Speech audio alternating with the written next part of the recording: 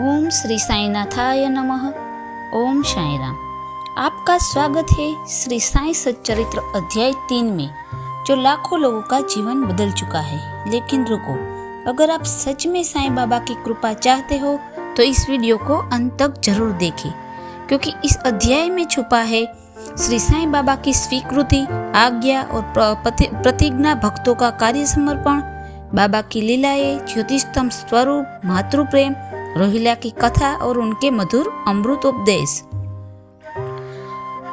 श्री साई सच्चरित्र एक पवित्र ग्रंथ है। मैं अपने गुरु के चरणों में वंदन करता हूँ और इस पवित्र ग्रंथ के 3 अध्याय का आरंभ करता हूँ। जैसा कि गत अध्याय में वर्णन किया जा चुका है, बाबा ने सच्चरित्र लिखने की अनुमति देते हुए कहा कि सच्चरित्र लिखने के लिए मेरी पूर्ण अनुमति है। तुम अपना मन स्थिर कर मेरे वचनों में श्रद्धा रखो और निर्भय होकर कर्तव्य पालन करते रहो। यदि मेरी लीलाएं लिखी गई तो अविद्या का नाश होगा तथा ध्यान व भक्ति पूर्ण श्रवण करने से दैहिक बुद्धि नष्ट होकर भक्ति और प्रेम की तीव्र लहर प्रवाहित होगी, और जो इन लीलाओं की अधिक गहराई तक खोज करेगा उसे ज्ञान रूपी अमूल्य रत्न की प्राप्ति होगी। इन वचनों को सुनकर हेमान पंत को अति हर्ष हुआ और वो निर्भय हो गए। उन्हें दृढ़ विश्वास हो गया कि अब कार्य अवश्य ही सफल होगा। बाबा ने सामा की ओर दृष्टिपात कर कहा, जो प्रेम पूर्वक मेरा नाम स्मरण करेगा मैं उसकी समस्त इच्छाएं पूर्ण करूंगा। उसकी भक्ति में उत्तरोत्तर वृद्धि होगी। जो मेरे चरित्र और कृत्यों का श्रद्धा पूर्वक गायन करेगा उसकी मैं हर प्रकार से सदैव सहायता करूंगा। जो भक्तगण हृदय और प्राणों से मुझे चाहते हैं उन्हें मेरी कथाएं श्रवण कर स्वभावतः प्रसन्नता होगी। विश्वास रखो कि जो कोई मेरी लीलाओं का कीर्तन करेगा उसे परमानंद और चिर संतोष की उपलब्धि हो जाएगी। यह मेरा अनन्य भाव से मेरी शरण आता है, जो श्रद्धा पूर्वक मेरा पूजन, निरंतर स्मरण और मेरा ही ध्यान किया करता है, उसको मैं मुक्ति प्रदान कर देता हूँ। जो नित्य मेरा नाम स्मरण और पूजन कर मेरी कथाओं और लीलाओं का प्रेम पूर्वक मनन करते हैं, ऐसे भक्तों में सांसारिक वासनाएं और अज्ञान रूपी प्रवृत्तियां कैसे ठहर सकती है। मैं उन्हें मृत्यु के मुख से बचा लेता हूँ। मेरी कथाएं श्रवण करने से मुक्ति हो जाएगी, अतः मेरी कथाओं का श्रद्धा पूर्वक सुनो, मनन करो। सुख और संतोष प्राप्ति का सरल मार्ग ही यही है। इससे श्रोताओं के चित्त को शांति प्राप्त होगी, और जब ध्यान, प्रज्ञा और विश्वास दृढ़ हो जाएगा तब अखंड चैतन्य से अभिन्नता प्राप्त हो जाएगी। केवल साईं साईं के उच्चारण मात्र से ही उनके समस्त पाप नष्ट हो जाएगी। भगवान अपने किसी भक्त को मंदिर, मठ, किसी को नदी के तीर पर घाट बनवाने, किसी को तीर्थ पर्यटन करने और किसी को भगवत कीर्तन करने एवं भिन्न भिन्न कार्य करने की प्रेरणा देते हैं, परंतु उन्होंने मुझे साईं सच्चरित्र लिखने की प्रेरणा दी। किसी भी विद्या का पूर्ण ज्ञान न होने के कारण मैं इस कार्य के लिए सर्वथा अयोग्य था, अतः मुझे इस दुष्कर कार्य का दुस्साहस क्यों करना चाहिए। श्री साईं महाराज की यथार्थ जीवनी का वर्णन करने की सामर्थ्य किसे है? उनकी कृपा मात्र से ही कार्य संपूर्ण होना संभव है। इसलिए जब मैंने लेखन प्रारंभ किया तो बाबा ने मेरा अहम नष्ट कर दिया और उन्होंने स्वयं अपना चरित्र रचा। अतः इस चरित्र का श्रेय उन्हीं को है, मुझे नहीं। जन्मतः ब्राह्मण होते हुए मैं दिव्य चक्षु विहीन था, अतः साईं सच्चरित्र लिखने में सर्वथा अयोग्य था। परंतु श्री हरि कृपा से क्या संभव नहीं है? मुख भी वाचाल हो जाता है और पंगु भी गिरिवर चढ़ जाता है। अपनी इच्छा अनुसार कार्य पूर्ण करने की युक्ति वे ही जाने। हारमोनियम और बंसी को यह आभास कहाँ की ध्वनि कैसे प्रसारित होती है, इसका ज्ञान तो वादक को ही है। चंद्रकांत मणि की उत्पत्ति और ज्वार भाटे का रहस्य मणि अथवा उदधि नहीं, वरन शशि कलाओं को घटने बढ़ने में ही निहित है। बाबा का चरित्र। समुद्र में अनेक स्थानों पर ज्योतिषस्तंभ इसलिए बना जाते हैं जिससे नाविक चट्टानों और दुर्घटनाओं से बच जाए। और जहाज को कोई हानि न पहुंचे। इस भवसागर में श्री साईं बाबा का चरित्र ठीक उपर्युक्त भांति ही उपयोगी है। वह अमृत से भी अति मधुर और सांसारिक पथ को सुगम बनाने वाला है। जब वह कानों के द्वारा हृदय में प्रवेश करते हैं तब दैहिक बुद्धि नष्ट हो जाती है और हृदय में एकत्रित करने से समस्त कुसंकाएं लोप हो जाती है। अहंकार का विनाश हो जाता है तथा बौद्धिक आवरण लुप्त होकर ज्ञान प्रकट हो जाता है। बाबा की विशुद्धि कीर्ति का वर्णन निष्ठापूर्वक श्रवण करने से भक्तों के पाप नष्ट होंगे। अतः यह मोक्ष प्राप्ति का भी सरल साधन है। सतयुग में साम दाम, त्रेता में त्याग, द्वापर में पूजन और कलयुग में भगवत कीर्तन ही मोक्ष का साधन है। यह अंतिम साधन चारों वर्णों के लोगों को साध्य भी है। अन्य साधन योग, त्याग, ध्यान, धरणा आदि आचरण करने में कठिन है, परंतु चरित्र तथा हरि कीर्तन का श्रवण तो अत्यंत ही सुलभ है। केवल उन पर ध्यान देने की ही आवश्यकता है। कथा श्रवण और कीर्तन से इंद्रियों को स्वाभाविक विषयासक्ति नष्ट हो जाती है और भक्त वासना रहित होकर आत्म साक्षात्कार की ओर अग्रसर हो जाता है। इसी फल को प्रदान करने के हेतु उन्होंने चरित्र की रचना कराई। भक्तगण अब सरलता पूर्वक चरित्र का अवलोकन करें और साथ ही उनके मनोहर स्वरूप का ध्यान कर गुरु और भगवत भक्ति के अधिकारी बने तथा निष्काम होकर आत्म साक्षात्कार को प्राप्त हो।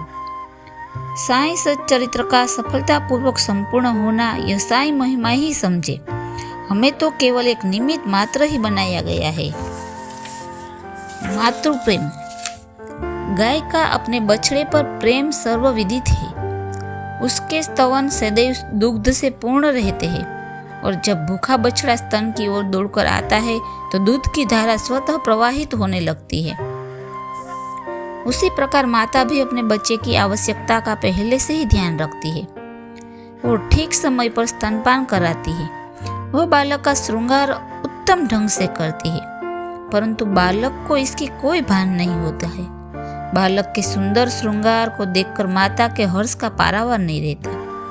माता का प्रेम विचित्र, असाधारण और निस्वार्थ है, जिसकी कोई उपमा नहीं है। ठीक उसी प्रकार सद्गुरु का प्रेम अपने शिष्य पर होता है। ऐसा ही प्रेम बाबा का मुझ पर था। सन 1916 में मैंने एक नौकरी से अवकाश ग्रहण किया। जो पेंशन मुझे मिलती थी वह मेरे कुटुंब के निर्वाह के लिए अपर्याप्त थी। उसी वर्ष की गुरु पूर्णिमा के दिवस में अन्य भक्तों के साथ शिरडी गया। वहाँ अन्ना साहेब ने स्वतः मेरे लिए बाबा से इस प्रकार प्रार्थना की कि वो बाबा इन पर कृपा करो। जो पेंशन इन्हें मिलती है वह निर्वाह के योग्य नहीं है। कुटुंब में वृद्धि हो रही है, कृपया और कोई नौकरी दिला दीजिए ताकि इनकी चिंता दूर हो और सुखपूर्वक रहे। बाबा ने उत्तर दिया कि इन्हें नौकरी मिल जाएगी, परंतु अब इन्हें मेरी सेवा में ही आनंद लेना चाहिए। इनकी इच्छाएं सदैव पूर्ण होगी। इन्हें अपना ध्यान मेरी ओर आकर्षित कर अधार्मिक तथा दुष्ट जनों की संगति से दूर रहना चाहिए। इन्हें सबसे दया और नम्रता का बर्ताव और अंतःकरण से मेरी उपासना करनी चाहिए। यदि ये इस प्रकार आचरण कर सके तो नित्यानंद के अधिकारी हो जाएंगे। अब रोहिला की कथा। यह कथा श्री साईं बाबा के समस्त प्राणियों पर समान प्रेम की सूचक है। एक समय रोहिला जाति का एक मनुष्य शिरडी में आया। वह ऊंचा, पूरा सुदृढ़ एवं सुगठित शरीर का था। बाबा के प्रेम से मुग्ध होकर वह शिरडी में ही रहने लगा। वह आठों प्रहर अपनी उच्च और कर्कश आवाज में कुरान शरीफ के कलमे पढ़ता और अल्लाह अकबर के नारे लगाता था। शिरडी के अधिकांश लोग खेतों में दिन भर काम करने के पश्चात जब रात्रि में घर लौटते तो रोहिला की कर्कश पुकारें उनका स्वागत करती थी। इसी कारण उन्हें रात्रि में विश्राम न मिलता था, जिससे वे अधिक कष्ट और असुविधा का अनुभव करने लगे। कई दिनों तक वो मौन रहे, परंतु जब कष्ट बहुत ही बढ़ गया तब उन्होंने बाबा के समीप जाकर रोहिला को मनाकर इसे ऐसा उत्पात न करने की प्रार्थना की। बाबा ने उन लोगों को इस प्रार्थना पर ध्यान न दिया। इसके विपरीत गांव वालों को आड़े हाथ ले लिया और बोले कि वे अपने कार्य पर ही ध्यान दे रहा है, रोहिला की ओर ध्यान न दे। बाबा ने उनसे कहा कि रोहिला की पत्नी बुरे स्वभाव की है और वह रोहिला को तथा मुझे अधिक कष्ट पहुंचाती है, परंतु वह उसके कलमों के समक्ष उपस्थित होने का साहस करने में असमर्थ है और इसी कारण वह शांति और सुख में है। यथार्थ में रोहिला की कोई पत्नी न थी। बाबा का संकेत केवल कुविचारों की ओर था। अन्य विषयों की अपेक्षा बाबा प्रार्थना और ईर्ष आराधना को महत्व देते थे। अतः उन्होंने रोहिला के पक्ष का समर्थन कर ग्रामवासियों को शांतिपूर्वक थोड़े समय तक उत्पात सहन करने का आदेश फरमाया। बाबा के मधुर अमृत उपदेश।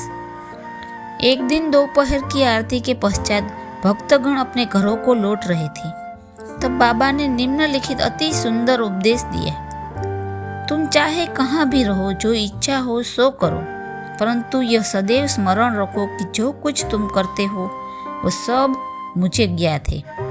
मैं ही समस्त प्राणियों का प्रभु और घट घट में व्याप्त हूँ। मेरी ही उदर में समस्त जड़ व चेतन प्राणियों समाये हुए हैं। मैं ही समस्त ब्रह्मांड का नियंत्रण करता व संचालक हूँ। मैं ही उत्पत्ति, स्थिति व संहार करता हूँ। मेरी भक्ति करने वालों को कोई हानि नहीं पहुंचा सकता। मेरे ध्यान की उपेक्षा करने वाला माया के पास में फंस जाता है। समस्त जंतु, चींटियां तथा दृश्यमान, परिवर्तनमान और स्थायी विश्व मेरे ही स्वरूप में है। इस सुंदर तथा अमूल्य उपदेश को श्रवण कर मैंने तुरंत यह दृढ़ निश्चय कर लिया कि अब भविष्य में अपने गुरु के अतिरिक्त अन्य किसी मानव की सेवा न करूंगा। तुझे नौकरी मिल जाएगी। बाबा के इन वचनों का विचार मेरे मस्तिष्क में बार बार चक्कर काटने लगा। मुझे विचार आने लगा, क्या सचमुच ऐसा घटित होगा? भविष्य की घटनाओं से स्पष्ट है कि बाबा के वचन सत्य निकले और मुझे अल्पकाल के लिए नौकरी मिल गई।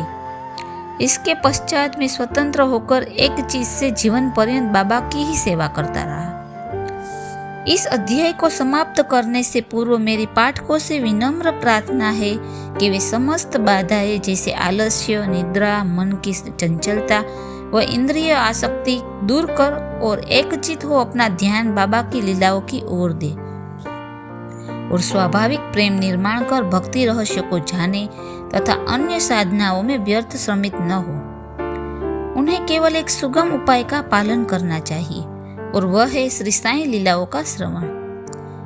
इससे उनका अज्ञान नष्ट होकर मोक्ष का द्वार खुल जाएगा।